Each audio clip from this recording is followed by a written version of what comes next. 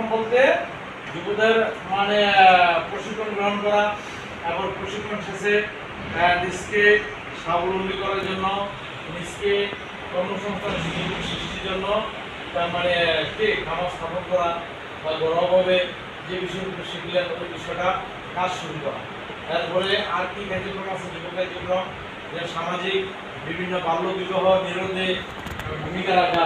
তারপরে মাদক বিরোধী অভিযানে অংশগ্রহণ করা এবং বিভিন্ন স্বেচ্ছাসেবক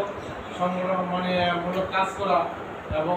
যুব সংগঠনের মাধ্যমে যুব সংগঠন তৈরি করে যুব সংগঠনের নেতৃত্ব দেওয়া এবং যুব সংগঠনের মাধ্যমে সমাজের অন্যায় অত্যাচার এগুলা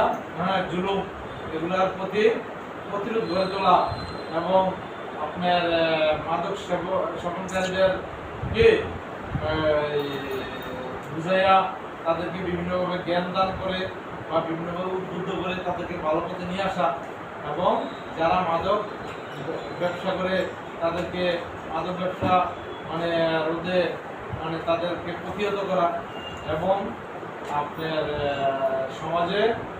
ভালো যত কাজগুলো আছে সমাজের মানে বিভিন্ন উন্নয়নমূলক কাজে অংশগ্রহণ করা, তারপর বিভিন্ন খারাপ এবং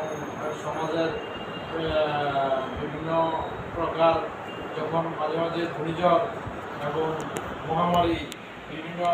রকমের রোগ নিবারণ মহামারী যেমন কোভিড-19 হ্যাঁ মানে মানে আপনার যেটা আমাদের কি বলে করোনার সময় অনেক যুবরা মেডিকেল টিমের সাথে তারা সহযোগিতা করে কাজ করছে। এটা কিন্তু যুবদের যুবক কার্যক্রমের পরে তারা কাজ করছে অনেকেই কীভাবে বিভিন্ন মানে মানে সম্প্রদায় নির্বিশেষে ধর্মবর্ণ নির্বিশেষে বিভিন্ন সামাজিক বিভিন্ন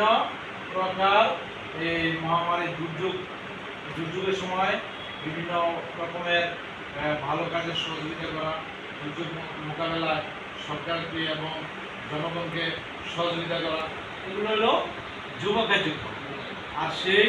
যুব কার্যক্রম মানে করার জন্যই যুব উন্নয়ন অধিদপ্তর